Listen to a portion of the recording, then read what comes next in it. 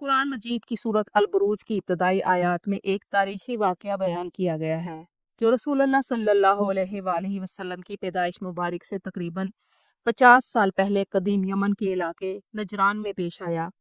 आसार कदीमा के मुताबिक आज भी इस जगह अल उखदूद के नाम से खंडरात मौजूद हैं, जिनमें खंदकी और इस्लामी दौर की बाक़ियात हैं जो 1997 में दरियाफ्त हुई। इस वाक़े को सही मुस्लिम में भी बड़ी तफसील से बयान किया गया है। अहले अरब इस वाक़े से अच्छी तरह बाखबर थे जब यमन के इलाके नजरान में एक यहूदी बादशाह जो नवास ने तौहीद की दावत कबूल करने वाले अहले ईमान को बड़े बड़े घड़े खुदवाकर उनमें आग जलाकर जिंदा जला दिया। इस वाक़े पर मुश्तमिल सूरत अल बुरूज उस वक्त नाजिल हुई जब कुफार मक्का मुसलमानों को सख्त अजियतें देकर ईमान से फेर देने की कोशिश कर रहे थे। इस सूरा में कुफार को उनके बुरे अंजाम से खबरदार करने के साथ साथ अहले ईमान को तसल्ली दी गई कि अगर वो भी आग की घाटियों में जलने वालों की तरह साबित कदम रहेंगे तो उन्हें बेहतरीन अजर मिलेगा। असहाबुल उखदूद का ये वाकया नजरान के बुलंदो बाला पहाड़ों के दामन में मौजूद एक वादी में पेश आया। उस वक्त नजरान यमन का दारुल खलाफा था। यमन का बादशाह जो नवास इंतहाई मुतकब्बिर और जाबिर हुक्मरान था।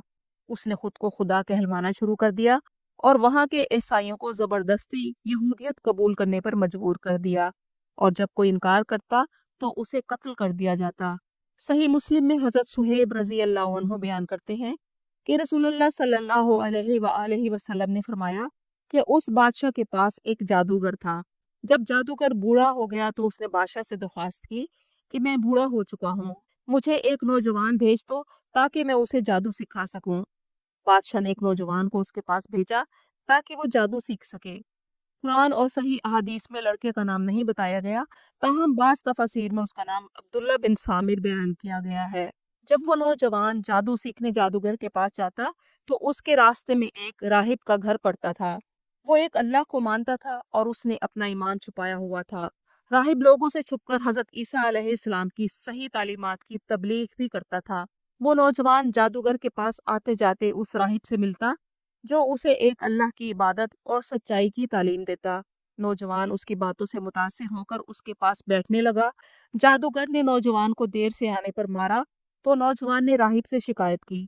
राहिब ने कहा कि जब तुम जादूगर से डरो तो कहना कि तुम्हें घर वालों ने रोक लिया था, और जब अपने घर वालों से डरो तो कहना जादूगर ने रोक लिया था। एक दिन रास्ते में एक बड़ा जानवर आ गया जो लोगों के गुजरने में रुकावट बन गया। नौजवान ने कहा कि मैं आजमाता हूँ कि जादूगर बेहतर है या राहिब। उसने एक पत्थर उठाया और कहा, ए अल्लाह, अगर राहिब का तरीका तेरे नजदीक जादूगर के तरीके से बेहतर है तो इस जानवर को हलाक कर दे ताकि लोग गुजर सकें। उसने बिस्मिल्लाहि रब्बिर राहिब पढ़कर पत्थर फेंका और जानवर मर गया। लोग गुजरने लगे। जब वो नौजवान राहिब के पास गया और तमाम वाकया सुनाया, राहिब ने कहा, बेटे आज तुम मुझसे अफजल हो गए हो। तुम्हारा मामला उस मकाम तक पहुंच गया है जहां मैं देख रहा हूँ। तुम बहुत जल्द आजमाइश में मुब्तला होंगे, और अगर तुम आजमाइश में पढ़ो तो मेरा नाम ना लेना। नौजवान लोगों का इलाज करने लगा, नाबीना और बर्स के मरीजों का इलाज करता। एक दिन बादशाह का दरबारी जो नाबीना था मालो दौलत के साथ उसके पास आया और कहा, अगर तुम मुझे शिफा दो तो ये तमाम चीजें तुम्हारी होंगी। नौजवान ने कहा, मैं किसी को शिफा नहीं देता, शिफा देने वाला अल्लाह है। अगर तुम अल्लाह पर ईमान लाओ तो मैं तुम्हारे लिए दुआ करूंगा। नाबीना दरबारी ईमान ले आया। नौजवान ने दुआ की और अल्लाह ने उसे शिफा दी। वो बादशाह के पास वापस आया और पहले की तरह उसके पास बैठ गया। बादशाह ने पूछा, तुम्हारी नजर किसने ठीक की? उसने कहा, मेरे रब ने। बादशाह ने कहा, यानी तुम्हारा रब मेरे सिवा कोई और है? उस दरबारी ने जवाब दिया, मेरा और तुम्हारा रब अल्लाह है। बादशाह ने उसे पकड़कर अजाब दिया, यहाँ तक कि उस नौजवान का पता मालूम कर लिया। नौजवान को बुलाया गया और बादशाह ने कहा, ए लड़के, ये बात पहुंची है कि तुम जादू में इतने माहिर हो गए हो कि नाबीना और बर्स के मरीजों का इलाज करते हो।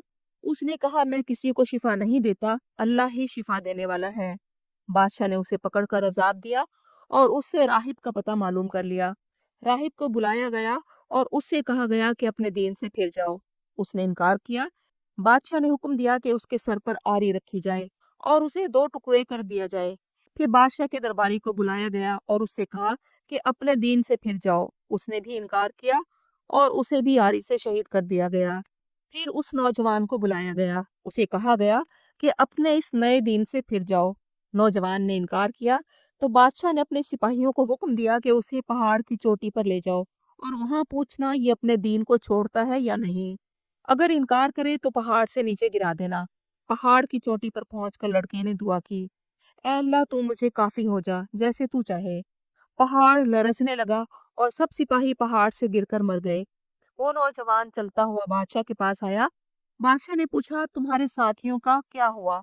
उस नौजवान ने कहा कि अल्लाह ने मुझे बचा लिया, उनके मुकाबले में मेरे लिए मेरा अल्लाह काफी हो गया। फिर बादशाह ने हुक्म दिया कि इसे एक कश्ती में ले जाओ और समंदर के बीच में पहुंचकर उससे पूछना कि अपने दीन से फिरते है या नहीं। अगर वो इनकार करे तो उसे समंदर में डाल देना। वो नौजवान सबके साथ कश्ती में सवार हुआ और अल्लाह से दुआ की कि ए अल्लाह, तू मुझे काफी हो जा, जैसे तू चाहे। कश्ती उलट गई और उस नौजवान के सिवा सारे डूब गए। नौजवान बादशाह के पास आया। बादशाह ने फिर पूछा कि तुम्हारे साथियों का क्या हुआ? उसने कहा कि अल्लाह ने मुझे उनसे बचा लिया। फिर उसने बादशाह से कहा कि तुम मुझे उस वक्त तक नहीं कत्ल कर सकते जब तक तुम वो ना करो जो मैं तुम्हें कहूँ। बादशाह ने पूछा, वो क्या है? नौजवान ने कहा कि तुम लोगों को एक मैदान में जमा करो, फिर मुझे दीवार के साथ खड़ा करके मेरा ही एक तीर निकाल कर ये कहकर तीर चलाओ, बिस्मिल्लाहि रब्बिल गुलाम, यानी इस बच्चे के रब के हुक्म से। जैसे ही नौजवान को तीर लगा वो शहीद हो गया। वहां जितने भी लोग मौजूद थे वो सब पुकार उठे, आमन्ना बिरब्बिल गुलाम, कि हम इस लड़के के रब पर ईमान ले आए। बादशाह गुस्से से भड़क उठा कि ये सब ईमान कैसे ले आए और ऐलान किया कि जो मेरे पास वापस आएगा मैं उसे बख्श दूंगा। मैं ही नाउजुबिल्ला जिंदगी और मौत देने वाला हूँ। लेकिन लोग ईमान की हलावत चख चुके थे। बादशाह ने हुक्म दिया कि गड्ढे खोदे जाए और उनमें आग जलाई जाए। जो अपने नए दिन से फिर जाए उसे छोड़ दो, जो ना फिरे उसे आग में झोंक दो। बादशाह के कारिंदे एक एक करके सबसे पूछते कि तेरा रब कौन है। अगर वो कहता है रब्बिल गुलाम तो उसे आग में डाल देते। लोग आग में गिरते गए लेकिन ईमान से ना फिरे और तकरीबन 20,000 बेगुनाह अहले ईमान ईसाइयों को जिंदा जला दिया गया।